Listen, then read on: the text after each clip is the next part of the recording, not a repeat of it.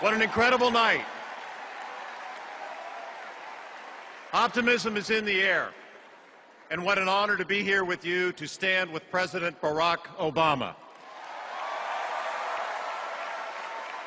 Half a century ago, Ronald Reagan, the man whose optimism was inspiring to me to enter politics, he famously said at one time that he did not leave the Democratic Party, but the party left him. Well, listen, I can relate. I didn't leave the Republican Party, it left me.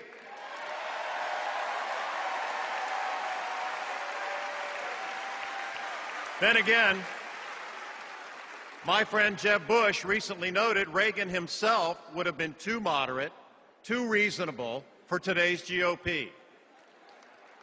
We face serious challenges in our country. We must create good middle-class jobs so we can have an economy that is built to last.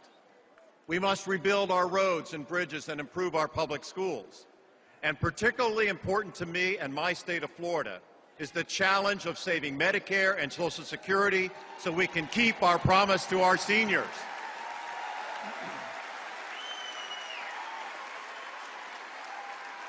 But there are common sense solutions within our reach.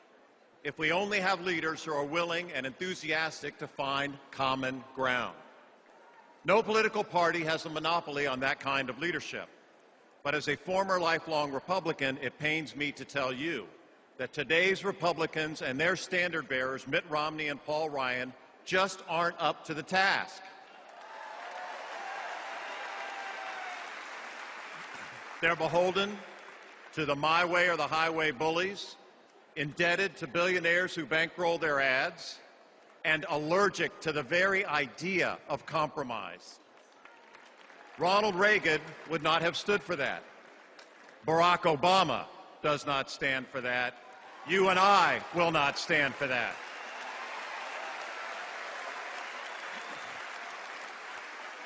I'll be honest with you. I don't agree with President Obama about everything, but I've gotten to know him, and I've worked with him, and the choice is crystal clear. When he took office, the economic crisis had already put my state of Florida on the edge of disaster. The foreclosure crisis was consuming homeowners. The tourists we depend on couldn't visit, and our vital construction industry had come to a standstill. President Obama saw what I saw, a catastrophe in the making, and he took action. One of his first trips in office brought him to Fort Myers, Florida, where I was proud to embrace him and his plan to keep our teachers, police, and firefighters on the job. Well, that hug caused me more grief from my party than you can ever imagine. But even as the Republican Party fought tooth and nail to stop him, this president showed his courage, invested in America, and saved our Florida.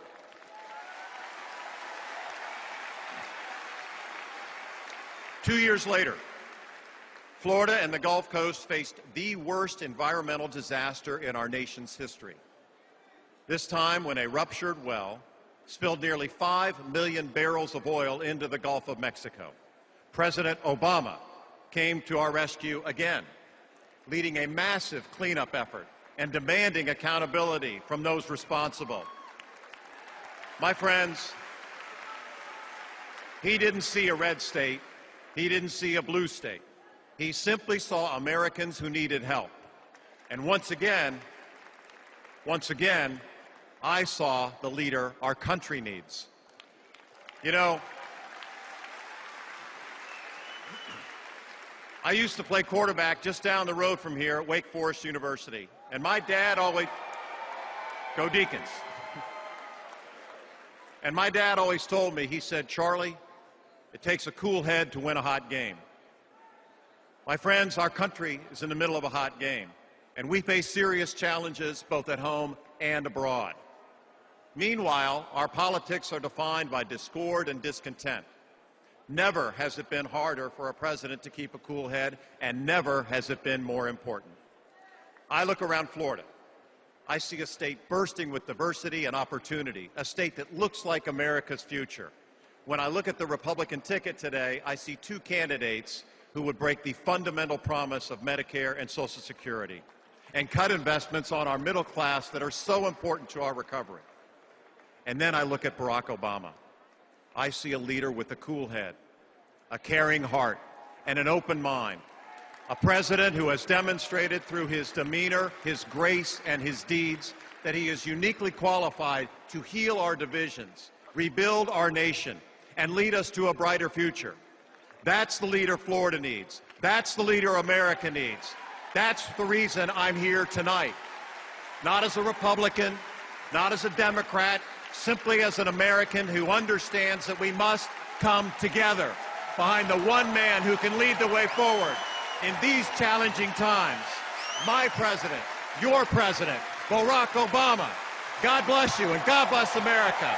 Thank you so much.